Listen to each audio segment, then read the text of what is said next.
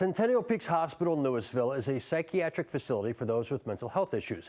But what happens if a patient says he's well enough to leave and he says the hospital continues to keep him against his will? That's why the patient's persistent cousin reached out to the problem solvers. My name is Joanne Concepcion. I came all the way from Fort Worth, Texas. I'm trying to get my cousin Jonathan out of the hospital. Joanne Concepcion says Centennial Peaks Hospital told her she could pick up her cousin Sunday morning, November 12th. Her cousin, Jonathan Delgado, had checked himself in voluntarily on October 18th after he says he had a nervous breakdown following a DUI arrest. I suspect that they're extending his stay here so that they can keep on using his insurance until it expires at the end of the month. After battling with the hospital for days, Concepcion arrived here on Sunday only to hit another roadblock. And sure enough, they said, oh, well, he claimed that he was going to hurt himself. And I said, well, who heard him say that? What nurse documented that? What was his plan? They were not able to provide me any proof, any documentation, and I do have rights to know these things because he added me as a release of information. Legally, hospitals can keep patients against their will if they say the patient is a threat to themselves or others. But we wanted to hear what Jonathan had to say. Jonathan, have you expressed any thoughts of suicide recently and any plan to carry out suicide? No, sir. I want to leave. The 28-year-old says Centennial Peaks repeatedly promised it would soon release him. They just kept along saying tomorrow and tomorrow and tomorrow. They're holding me against my will with a lie, saying that I was saying suicidal stuff and killing and murder stuff.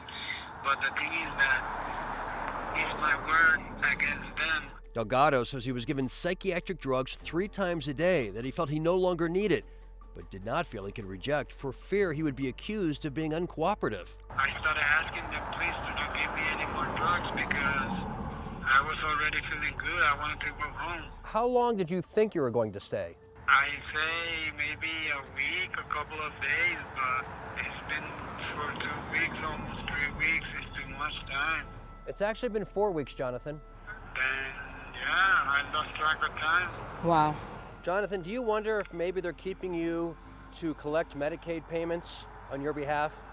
Possibly. It is one possibility. Centennial Peaks denied that, telling the problem solvers in an email, all decisions regarding patient admission or discharge are ultimately made by the attending psychiatrists who are not employed by Centennial Peaks Hospital.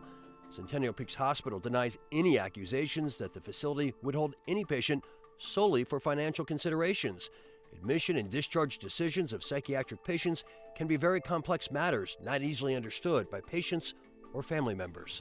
But Concepcion happens to be a psych and substance abuse nurse in Texas and says if anybody understands the system, it's her. I know that they've been what we call in the medical field blocking. They've been blocking our efforts to contact and communicate him and find out how he's being treated in there. Lately, I haven't been fighting anymore because it's been so long and I feel so powerless. We called Centennial Peaks after interviewing Jonathan. Less than 15 hours later on Tuesday morning, Let's go, cousin. Let's go, let's go. he was finally discharged. You're out. You're out, baby, you're out. Anything you want to say to everybody who helped you get out of here, all the news reporters and Fox Denver News and anybody? God is real. Come on. God is real. When Joanne Concepcion asked to speak to Jonathan's doctor on Sunday, she said the hospital instead called the police on her. Louisville police did arrive but did not cite her for trespassing.